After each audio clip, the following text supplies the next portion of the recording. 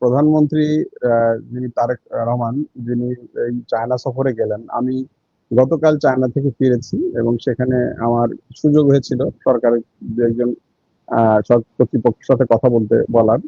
এবং আমি সেখানে দেখেছি সরকারের ভাবমূর্তি, এবং প্রধানমন্ত্রীর এই সফর অত্যন্ত সফল হয়েছে এবং চাইনিজ সরকারের ভাবমূর্তি, মানে বাংলাদেশের এবং প্রধানমন্ত্রীর প্রতি তাদের ভাবমূর্তি অত্যন্ত পজিটিভ, এবং সেটা আমি এয়ারপোর্টে নেমেই বুঝেছি। আমি একাধিকবার গিয়ে যে অভিজ্ঞতা পেয়েছি এবং এবারের এয়ারপোর্টে নেমে ইমিগ্রেশনে যে অভিজ্ঞতাটা পেয়েছি, সেটা পার্থক্যটা আমি বুঝতে পেরেছি। তো সেই জায়গা থেকে আমি বলতে চাচ্ছি যে যখন আমাদের প্রধানমন্ত্রী গেলেন এবং দ্বিপাক্ষিক বৈঠকে শি জিনপিং এর সাথে আপনার যেই বৈঠকটা ছিল, সেই বৈঠকের পরেও শি জিনপিং এর সাথে 20 থেকে 25 মিনিট এই দুই নেতা আলাদা কথা বলেছেন। এবং সেখানে বাংলাদেশের কেউ তো দূরের কথা, চাইনিজও কেউ উপস্থিত ছিল না। এই দুইজন কথা বলেছেন। দেখেন, আমি আপনাকে একটা কথা বলি, শি জিনপিং এমন একজন নেতা, এমন পর্যায়ের একজন নেতা, যার সাথে অন্য একটি দেশের প্রধানমন্ত্রী বা প্রেসিডেন্টের দ্বিপাক্ষিক বৈঠকই হয় 10 মিনিট বা 15 মিনিট, জাস্ট আলোচনা, চুক্তি টুক্তি তো আগে হয়ে যায়, জাস্ট একটা ফটো সেশন, কিছু ফর্মালিটিজ, এগুলো আর সৌজন্যতা, এগুলো। কিন্তু এখানে তাদের ভিতরে দ্বিপাক্ষিক দীর্ঘ বৈঠক হয়েছে। বৈঠক হওয়ার পরে প্রধানমন্ত্রীর সাথে চাইনিজ প্রেসিডেন্টের যেই 20 থেকে 25 মিনিট একান্ত বৈঠক হয়েছে, আমরা আসলে কেউ জানি না এই বৈঠকটা মানে মানে কি আলোচনা হয়েছে। কিন্তু এটা তো আমার পরিষ্কার যে খুব গভীর কিছু আলোচনা না হলে, আপনার খুব সিরিয়াস আলোচনা না হলে এবং দুই পক্ষের মধ্যে অত্যন্ত সুন্দর এবং সৌহার্দ্যপূর্ণ সম্পর্ক না থাকলে আপনার এই আলোচনার সময়টা এই 20 বা 25 মিনিট হতো না, তাই না?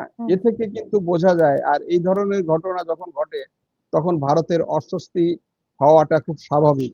এবং একই সাথে যখন একজন প্রধানমন্ত্রী পার্লামেন্টে দাঁড়িয়ে বলেন যে কোনো মূল্যে আমরা তিস্তা ব্যারেজ করব, একজন পার্লামেন্টে দাঁড়িয়ে একজন প্রধানমন্ত্রীর এই যে কোনো মূল্যে শব্দটা কিন্তু অনেক মূল্যবান, এবং পার্লামেন্টে দাঁড়িয়ে বলাটা জাতির কাছে অঙ্গীকার করার মতো।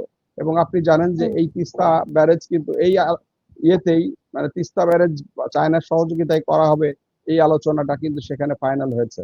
এবং একই সাথে শেখ হাসিনা যে মংলা পোর্ট এবং মংলার যে ইকোনমিক জোন যেটা ভারতকে দিয়েছিল, সেটা কিন্তু এই সফরে আপনার চায়নাকে দেয়া হয়েছে। এবং একই সাথে চট্টগ্রামে যে জায়গাটাতে আপনার ভারতকে ইকোনমিক জোন করতে দেয়া হয়েছিল, সেটা বাতিল তো হয়েছেই। তার পাশে এরা সরকার বাতিল করেছে এবং তার পাশে আনুষ্ঠানিকভাবে বাতিল করেছে, এবং তার পাশে কিন্তু চায়নাকে একটা এক্সক্লুসিভ ইকোনমিক জোন করতে দেয়া হয়েছে।